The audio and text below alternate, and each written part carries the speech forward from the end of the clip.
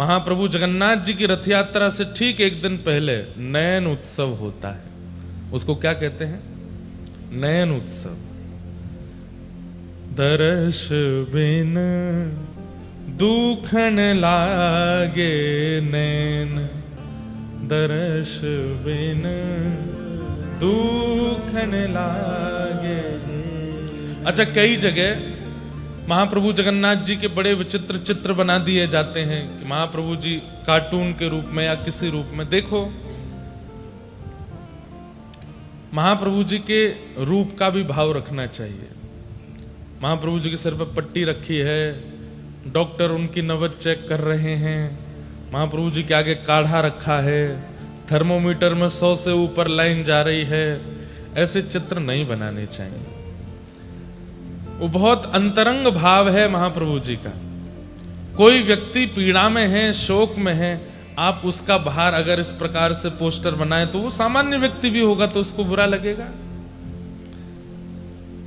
महाप्रभु जी हम सब वैष्णव। अच्छा, एक बात तो मैंने कह दी कि हम सब लोगों के पाप को ठाकुर जी अपने ऊपर लेते हैं, हम सब के द्वारा की गई असत क्रियाओं को ठाकुर जी अपने ऊपर ले। पर एक बात और मेरे को लगती है कि स्नान पूर्णिमा की रात्रि को ही वैष्णव अपने अपने घर लौटने लग जाते हैं, तो हम सब भक्त दर्शन करके वापस जाते हैं तो हमारी याद में भी ठाकुर जी बीमार पड़ते हैं, अपने भक्तों की याद में कि अब ये सब जा रहे हैं, अब ये सब मुझसे। क्योंकि स्नान पूर्णिमा आने वाली है तो पहले ही 1 सप्ताह पहले, 10 दिन पहले से भीड़ आ जाती है। जगन्नाथपुरी में खूब भीड़ होती है, महाप्रभु जी का उत्सव होता है और अभी चंदन यात्रा होके चुकी, फिर उसके बाद में अधिक मास भी निकला है, फिर अभी रुक्मणी कृष्ण विवाह उत्सव भी हुआ। इतनी भीड़ आई, इतने वैष्णवों का दर्शन करके महाप्रभु जी चकाचक हो गए थे। लेकिन जैसे ही पहुंडी करके महाप्रभु जी भीतर गए, लोग बाग रात्रि में ही अपने घर को प्रस्थान करते हैं, तो महाप्रभु जी उसके भी शोक में आ जाते हैं कि मेरे सब वैष्णव जा रहे हैं। इस भाव से भी शायद महाप्रभु जी एकांत में चले जाते हैं। तो इसलिए उन दिनों में कुछ ऐसा भाव नहीं करना चाहिए। जहां कहीं भी जगन्नाथ जी का स्वरूप है, चित्रपट है, चित्रपट तो रख सकते हैं, लेकिन बाकी कई स्वरूप हों उनको ढक देना चाहिए और केवल प्रार्थना करो कि महाप्रभु जल्दी मिलो। जब से तुम बिछुड़े पिए मोरे, जब से तुम बिछुड़े ने कहूं पायो न चैन, ने कहूं दर्श बिन दुखन लागे नैन, दर्श बिन दुखन लागे। कल महाप्रभु जगन्नाथ जी के स्नान दर्शन कितने लोगों ने किए? सब नहीं किए। कोई रह तो नहीं गया था? कोई रह गए थे क्या? कौन कौन ने नहीं किया? हाथ ऊपर करो। मतलब आप दर्शन ही नहीं करने गए? कल गए ही नहीं, मंदिर के सामने ही नहीं गए? कोई बात नहीं, जो करके आए हैं उनको देख लो, उसी से ही आपको पुण्य फल प्राप्त हो जाएगा।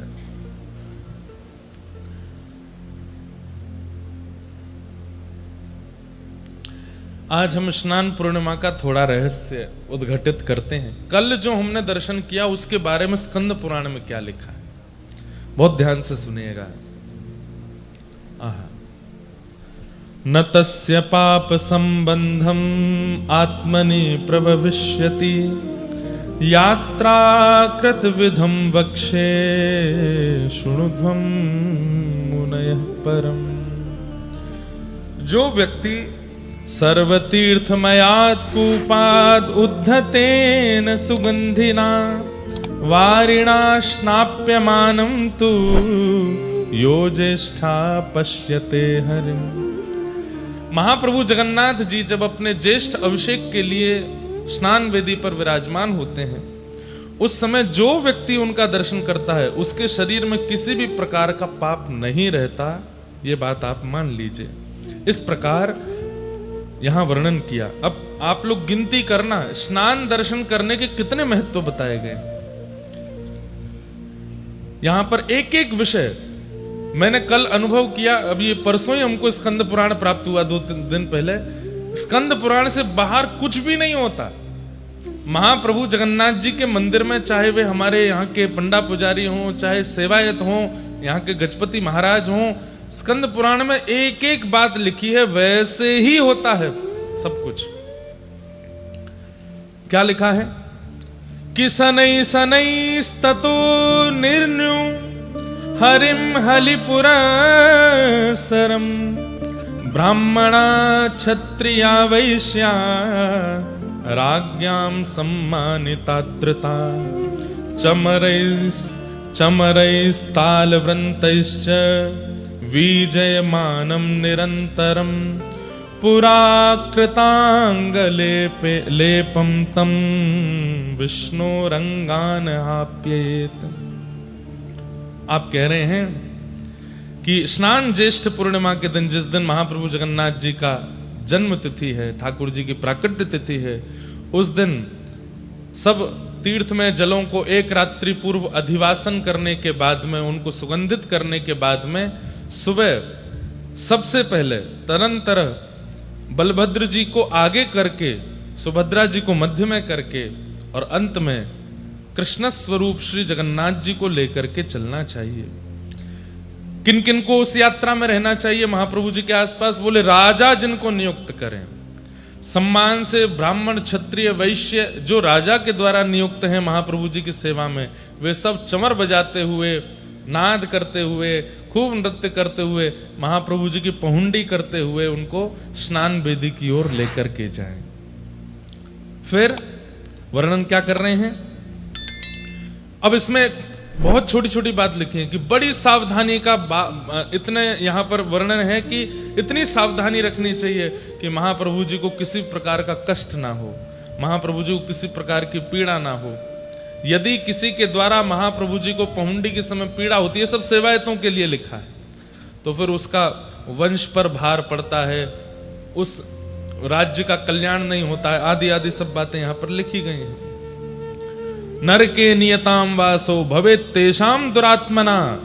अरे कहते हैं कि महाप्रभु जी जब पहुंडी करते हुए जा रहे हैं, उस समय उनको कोई अगर दारू ब्रह्म ना मान करके कुछ और विचार करता है कि अरे ये परमात्मा कैसे हैं, ये भगवान कैसे हैं, या कोई उनके बारे में कुछ भी मन में दुर्भाव लेकर के आता, उसका नरकवास हो जाता है। साक्षात पर ब्रह्म हैं, उनके प्रति किसी भी प्रकार का दुर्भाव मत लेकर के आओ। निर्मितायाम प्रकृति कृतो पुरा मनवंतरादिषु। अच्छा देखो, अब आज एक नई बात और पढ़ने में आई, हमको समझने और सुनने योग्य बात है। महाप्रभु जगन्नाथ जी कितने पुराने हैं?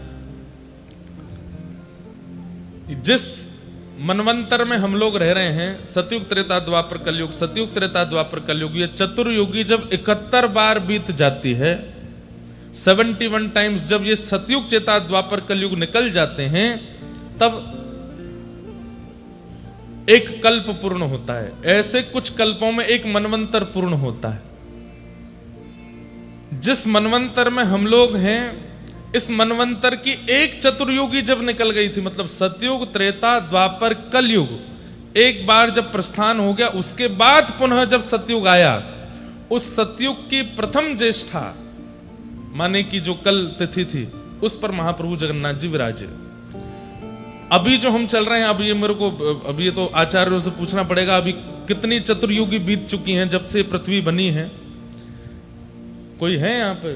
कितनी त्रिपाठी जी संकल्प करते हैं, कितनी चतुर्युगी बीत चुकी हैं? सौम्या भाई को पता होगा। हाँ, अभी वैवस्वत मनु का राज्य चल रहा है ना। यहां पर लिखा है कि स्वारोचिष मनु नाम के मनु थे, तब महाप्रभु जगन्नाथ जी प्रकट हुए।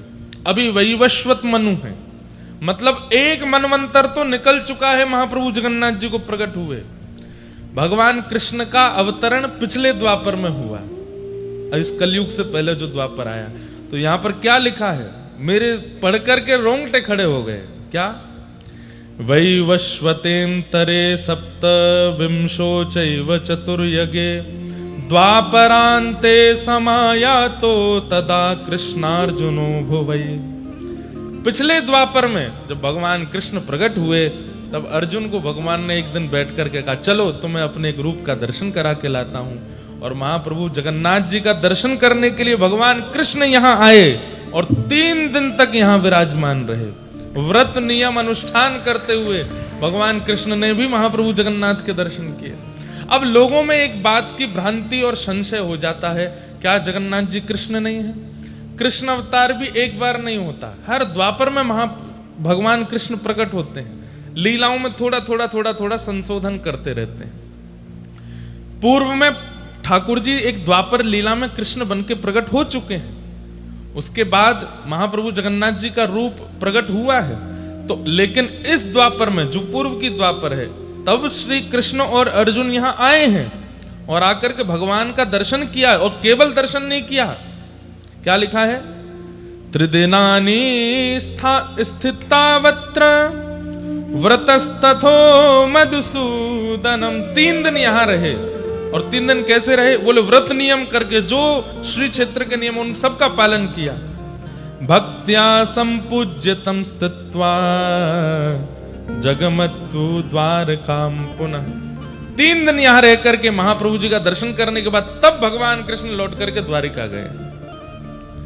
आप जिन महाप्रभु जी का दर्शन कर रहे हैं, इनके सामने आकर के हमारे वृंदावन वाले लाला भी ऐसे प्रणाम करते हैं, अपने ही रूप को आप ही पूजे आप पूजावे। ये तो एक अद्भुत बात पढ़ने में आई कि यहाँ पर भगवान कृष्ण भी दर्शन करने आए। महाप्रभु जगन्नाथ जी बहुत पुराने हैं, कोई वर्णन नहीं कर सकता कि करोड़ वर्ष है, लाख वर्ष हैं, अरब वर्ष हैं, कितने हैं। साक्षात परब्रह्म जगत नियंता जगदाधार जिनसे ये सृष्टि चल रही है, वो इस वक्त कहां है? मंदिर में विराजमान, वही महाप्रभु जगन्नाथ है, उनमें कोई अंतर नहीं।